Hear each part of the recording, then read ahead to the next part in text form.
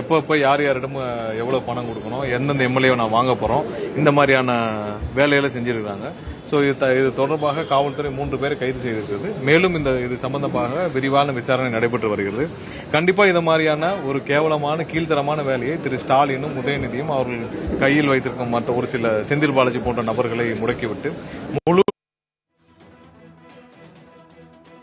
நேரமாக மற்ற கட்சி எம்எல்ஏக்களை பல கோடி கொடுத்து 50 கோடி வரை பேரம் பேசப்பட்டு வருகிறது. இதனாலதான் அவர் சொல்றாரு, திரு ஸ்டாலின் வந்து ஒவ்வொரு இடத்துலயும் சொல்றாரு 30 நாள் சொல்றாரு. சோ இவங்க சொன்ன விஷயம் என்னன்னா, ஒவ்வொரு எம்எல்ஏக்களையும் தொடர்பு கொண்டு உங்களுக்கு 30 கோடி தரோம், 40 கோடி தரோம், 50 கோடி தரோம் பேசுறாங்க. பேசிட்டு வர்ற கூட்டத்தொடர்ல நாங்க வந்து சபாநாயகர் மீது நம்பிக்கையில்லா தீர்மானம் கொண்டு வருவோம், அதற்கு நீங்க எங்களுக்கு வாக்களிக்கணும் அப்படின்னு கேட்டுட்டு வராங்க. சோ இது பல எம்எல்ஏக்கள் புகார் அளித்துள்ளனர். ஒரு சில பேர் மிரட்டப்பட்டுள்ளனர். அந்த மிரட்டப்பட்ட எம்எல்ஏ வந்து ஒருத்தர் புகார் அளிச்சிருக்கிறார். இதை இவர்கள் விடாமல் செய்து கொண்டிருக்கிறார்கள். மக்கள் அனைவரும் இதை பார்த்துக் கொள்ள வேண்டும். இவங்க என்ன செஞ்சிட்டு இருக்கான்னு பார்த்துக் கொள்ள வேண்டும். ஆயிரக்கணக்கான கோடி, லட்சக்கணக்கான கோடி தமிழக மக்களிடம் கடந்த 5 வருடங்களில் கொள்ளையடித்து விட்டு அவங்களால இன்னைக்கு சும்மா இருக்க முடியாமல் இன்று எப்படியாவது எம்எல்ஏக்களை விலைபேசி வாங்கிவிடலாம் என்று குறுக்கு வழியில் முயற்சி செஞ்சுட்டு இருக்காங்க.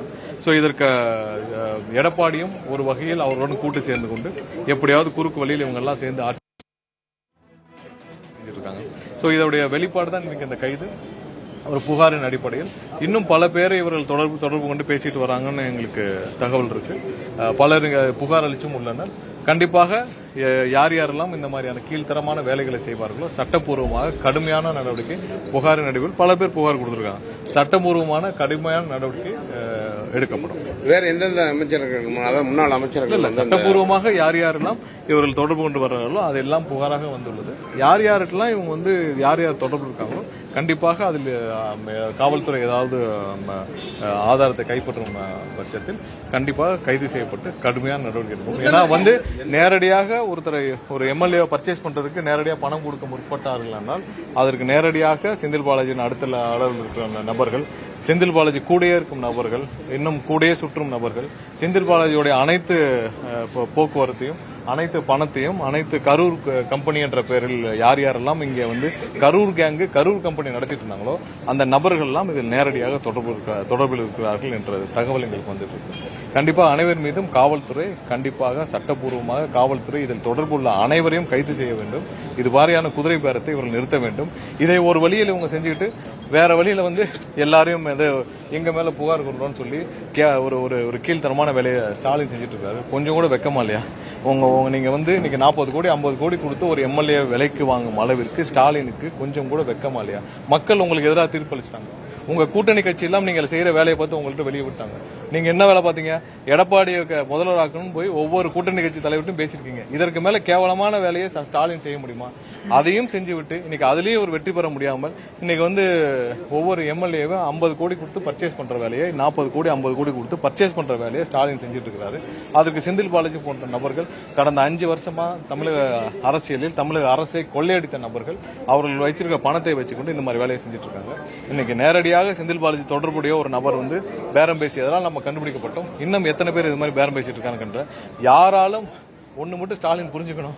எங்களுடைய எம்எல்ஏக்கள் எல்லாம் வந்து 3 லட்சம் 4 லட்சம் செலவு பண்ணி உங்களை மாதிரி 1000 கோடி இல்ல 500 கோடி வந்து ஒரு மாவட்டத்துக்கு செலவு பண்ணலாம். இங்க யாரும் இல்ல. 3 லட்சம் 4 லட்சம் செலவு பண்ணி தான் எங்க எம்எல்ஏ ஆனாங்க. அடுத்த தேர்தலும் நாங்கள் இப்படித்தான் எதிர்கொள்வோம். ஒவ்வொரு தேர்தலும் நாங்க எங்க எம்எல்ஏலாம் 2 லட்சம் 3 லட்சம் செலவு பண்ணி அவங்களால முடிஞ்சளவு பிரச்சாரத்தை பண்ணிடுவாங்க. மக்கள் எங்களுக்கு வாக்களித்திருக்காங்க. மக்கள் அனைவரும் 100% நம்பிக்கையோட எங்களுக்கு வாக்களிச்சிருக்காங்க. உங்களை மாதிரி ஓட்டுக்கு 2000 கொடுத்தோம் இல்ல ஒரு தொகுதிக்கு 70 கோடி செலவு பண்ணியாலும் இங்க யாரும் வரல.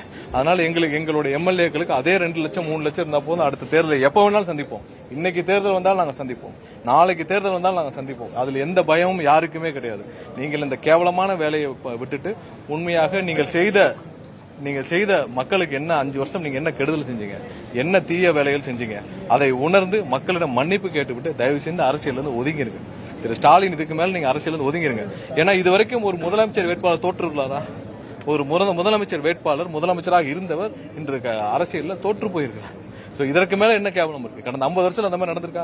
50 வருஷத்துல ஒரு திமுகவுடைய ஒரு முதலமைச்சர் வேட்பாளர் தோற்று போயிருக்கிறார். அதுதான் மக்கள் உங்களுக்கு கொடுத்த ஒரு பாடம். இதற்கு மேல திருந்துங்க. இதுக்கு மேல உங்களுக்கு வந்து அடுத்த வர சந்ததியை ஒழுங்க வழிகாட்டுங்க. இன்னும் போய் 50 கோடி கொடுத்து செந்தில் பாலாஜி போன்ற நபர்கள் நீங்க கூட வச்சுக்கிட்டு, அசோக்குமார் நபர்களை கூட வச்சுக்கிட்டு நீங்க கட்சியை நடத்துனீங்கன்னா இப்படிதான் இருக்கும். இந்த மாதிரி வேலைகள் தான் செய்யணும். இந்த மாதிரியான கேவலமான வேலையை விட்டுட்டு மக்கள் தீர்ப்பை ஏற்றுக்கொண்டு நீங்கள் தயவு செஞ்சு அரசியலை விட்டு ஒதுங்கிருங்க. இல்லாட்டி நீங்க எல்லாம் முடிவு செஞ்ச மாதிரி திமுகவும் அதிமுக மொத்தமா வந்து வேற ஏதாவது பாரதிய ஜனதா கட்சி மாதிரி இணைஞ்சிட்டு ஏதாவது உங்களுக்கான அரசியல் ஆதரவு தேடிக்கங்க. ஆதாரங்கள் ஏதாவது கிடைச்சிருக்கா சார்? செந்தில் பாலாஜி தொடர்பு இது இந்த மாதிரி கைது நடந்தவுடன் அதை சமாளிக்க, இப்படி ஒரு கைது நடந்தவுடன் அதை சமாளிக்க இவங்களுக்கு காலையில இவங்களுடைய நபர்கள் எல்லாம் மாட்டிக்கொண்டாங்கன்னு தெரிஞ்ச பிறகு அதை சமாளிக்க கடிதம் எழுதிட்டு இருக்காரு. எது கடிதம்? எதுக்கு கவர்னர் கடிதம்? ஆதாரம் தான் கொடுக்கணும் தானே. நாங்கள்லாம் ஆதாரம் இருக்குன்னு சொல்றோங்களா? எதுக்கு கவர்னர் கடிதம்? கவர்னர் என்ன செய்வாரு? நாங்கள் யாரிடமும் குதிரை பேரம் செய்யவில்லை, 100% சொல்றோம். நாங்கள் யாருக்காவது ஏதாவது செஞ்சிருக்கோமா? இல்ல. அவர்கள் வந்து நீங்க போய் திமுகவும் அதிமுகவும் சேர்ந்து ஆட்சி அமைக்க முடிச்சேன்னு யாரு கூட இருப்பா? கூட்டணி கட்சியில் இருந்த தலைவர்கள் என்ன சொன்னாங்க? யாராவது வந்து உங்க கூட கூட்டணி இருப்பாங்களா? அதாவது திமுகவும் அதிமுகவும் நாங்க எடப்பாடியை முதல்வராக்கிறோம்னா, எடப்பாடியை முதல்வராக்கிறக்கா திமுக இருக்க கட்சி தொண்டர்ல வேலை பார்த்தாங்க, இல்ல எடப்பாடியை முதல்வராக்கிறக்கா திமுக இருக்க எல்லா கட்சி நிர்வாகிகளும் சேர்ந்து வேலை பார்த்தாங்க. இந்த மாதிரியான ப்ரொபோசல், கேவலமான ப்ரொபோசலை ஸ்டாலின் செய்யலாமா? ஃபர்ஸ்ட் செஞ்சனாலதான் கூட்டணி இருந்து வெளியேறினாங்க. எங்களுக்கான நம்பர்ஸ் 120 இருக்கு. யாருக்கு அரசியலே இல்லன்னு தெரியுதோ அவங்க எல்லாம் கட்சியை விட்டு வெளியேறாங்க. இப்ப திமுக இருக்க யாருக்கா அரசியல் இருக்கா? இல்ல, முதலே இல்ல. இப்ப அதை விட மோசம். அதிமுக யாருக்கா அரசியல் இருக்கா? அரசியல் ஒரு எதிர்காலம் இருக்கா? யாருக்குமே இல்லை.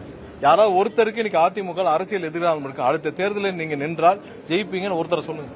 யாரும் ஜெயிக்க மாட்டார்கள். அரசியல் எதிர்காலம் இல்லைன்னு நினைக்கிறவங்க எல்லாரும் அந்த கட்சியை விட்டு வெளியேறாங்க.